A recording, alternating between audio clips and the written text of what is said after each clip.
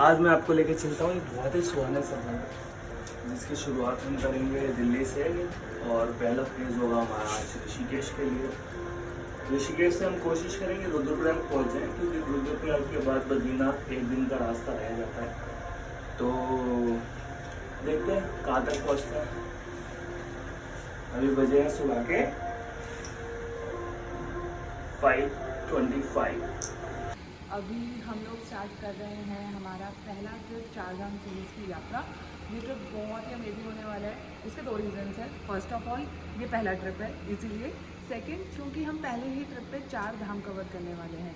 उसके साथ ही साथ हम चौपटा भी जाएंगे, तुंगनाथ टेम्पल का ट्रैक भी करेंगे, वैली ऑफ फ्लावर्स का ट्रैक भी करेंगे और ऋषिकेश हरिद्वार भी जा सकते हैं। तो इस यात्रा में हमारे साथ बने रहिए और स्टे ट्यून्ड।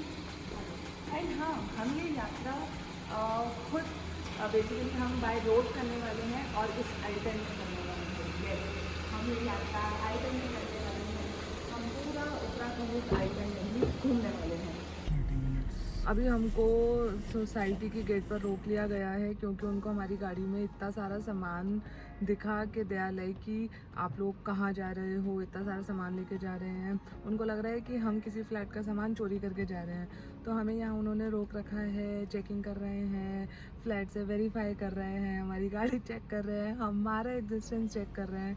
तो इट्स लिटिल इरिटेटिंग बिकॉज सुबह सुबह मतलब ट्रिप स्टार्ट करते ही हमें यहाँ स्टार्टिंग में ही रोक लिया।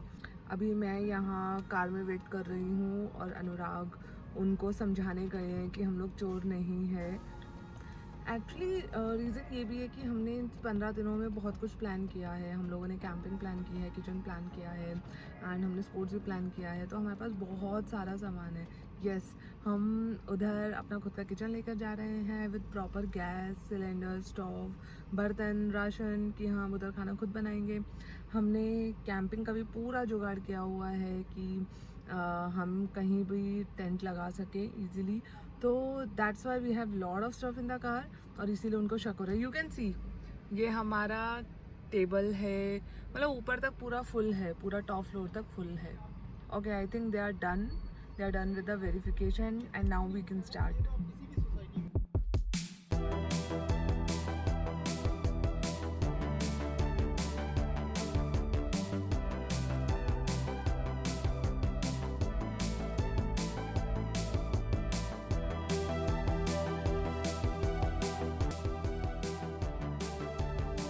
चार धाम यात्रा का सफ़र हमने बद्रीनाथ धाम से स्टार्ट किया।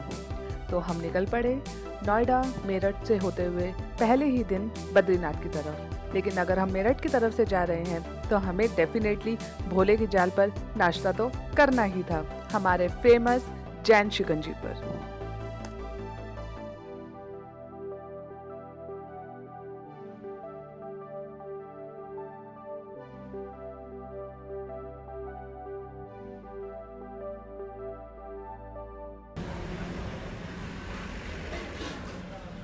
अनुराग मिर्ची पकौड़ा खाते हुए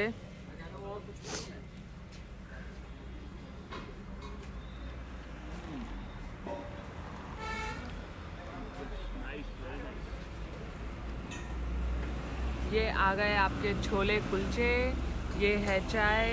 यहाँ पर सारी चाय बिखेर दी है अनुराग ने, 2 कप चाय थी सारी बिखेर दी है। ये है mix pakora. I think this is the best place in this area to have any snacks. Jain Shikanji Modi Nagar की बहुत ही फेमस और बहुत ही पुरानी शिकंजी शॉप हुआ करती थी। बहुत ही छोटी सी जगह में इनका पहले काम होता था। धीरे धीरे क्योंकि इनका टेस्ट बहुत अच्छा था शिकंजी का, तो इन्होंने जगह जगह ब्रांचेस ओपन कर लिए हैं अभी। तो हाँ, अगर आप यहाँ पे आप भी चाहते हैं कि यहाँ का टेस्ट ले पाएँ तो आप अपने मैप में डालिए भोला की झाल, और भोला की झाल से जस्ट पहले ही थोड़ा सा पहले आपको जैन शिकंजी का बोर्ड दिखेगा।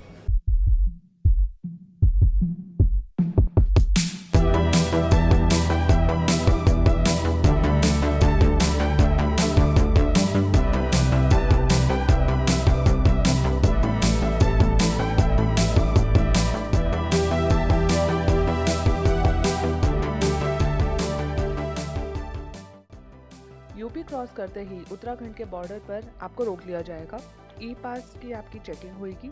रीज़न आपसे पूछा जाएगा कि आप उत्तराखंड में क्यों एंटर करना चाहते हैं और आपकी गाड़ी की एंट्री होगी। बेसिकली आपका थोड़ा सा वेरिफिकेशन होगा and then you are good to go. हम हरिद्वार पहुंचने वाले हैं। थोड़ा कंस्ट्रक्शन चल रही है तो बहुत ही गंदा रास्ता है और एनीवे ही मतलब नोएडा से अभी तक का रास्ता ज़्यादा अच्छा है नहीं। It's like quite irritating also, but then again I am waiting कि अब बस हरिद्वार आ गया तो अब हम ऋषिकेश पहुंचने वाले हैं। तो वहाँ से पहाड़ स्टार्ट हो जाएंगे and then it's all mountains. तो एनीवे ये जो इरिटेशन है ये अपने आप ही ठीक हो जाएगी।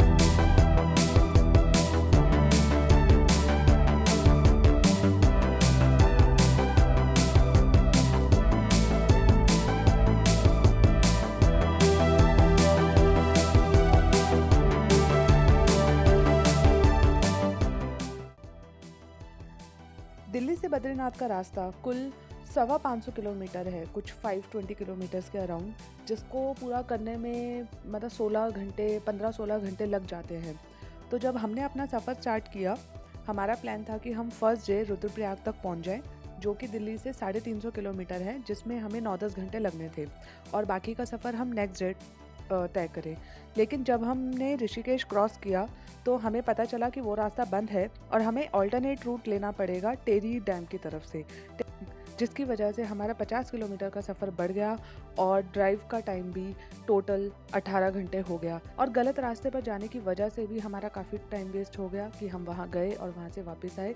तो थोड़ा सा हमारे लिए बद्रीनाथ तक पहुँचने के लिए ड्राइविंग आवर्स काफ़ी ज़्यादा बढ़ चुके थे। बट मज़े की बात ये रही कि जो टेरी डैम की तरफ से जो रास्ता था वो बहुत ही सुंदर था। The views were really amazing. आप अगर चाहे तो प्लान कर भी वहाँ जा सकते हैं कि फर्स्ट डे आप टेरी डैम पर किसी कैंप टाइप के रिजॉर्ट पर रुकिए। The views are really amazing.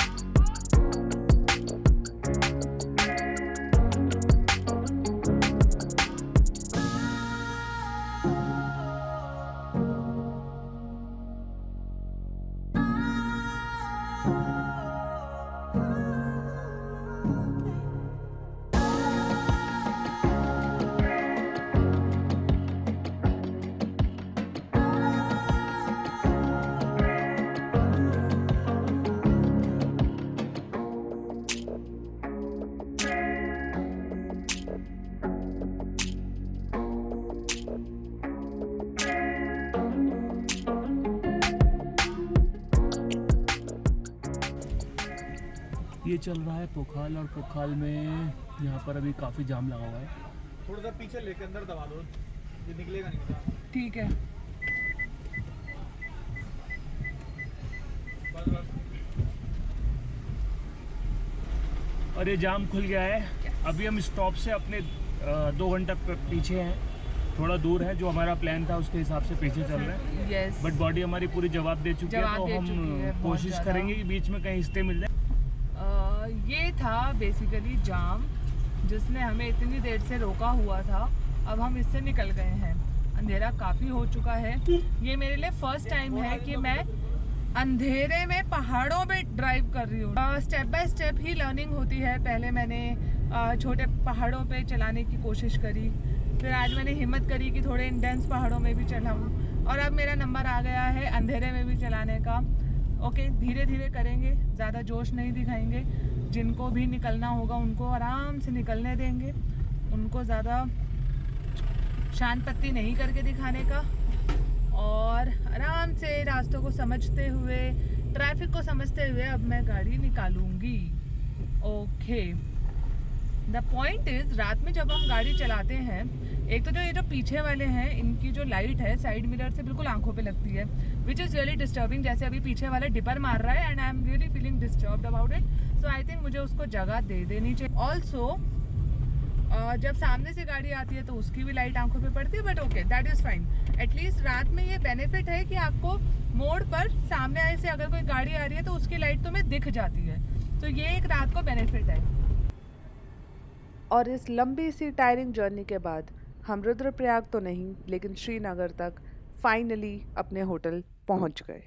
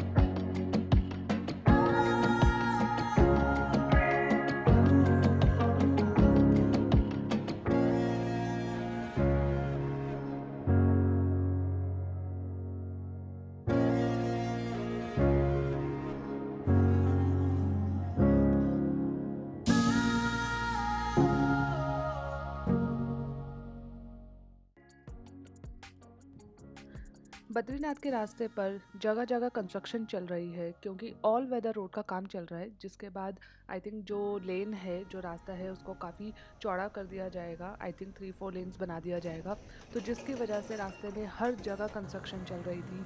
तो हमें रास्ता बहुत ख़राब मिला, बहुत धूल मिट्टी शोर, एकदम कीचड़, जगह जगह बहुत ख़राब रास्ता था। लेकिन साथ ही साथ व्यूज़ बहुत सुंदर थे, बहुत सुंदर व्यूज़ थे विच वर रियली ब्यूटीफुल, जिनकी वजह से मज़ा बहुत आ रहा था। प्लस आपने तो सुना ही होगा कि बद्रीनाथ के रास्ते बहुत ही खतरनाक होते हैं। येस, एक्चुअली में बद्रीनाथ के रास्ते हैं कि बीच बीच में कुछ पैचेज ऐसे आते हैं जो एक्चुअली थोड़े से खतरनाक हैं, विच इज़ रियली रिस्की, क्योंकि वहाँ बिल्कुल सिंगल लेन होती है, तो दैट पैच इज़ थोड़ा सा रिस्की, तो वहाँ थोड़ा संभल के ड्राइव करनी पड़ती है। अदरवाइज़ जो ड्राइविंग का एक्सपीरियंस रहा that was really awesome and मज़ा आ गया, सीरियसली मज़ा आ गया।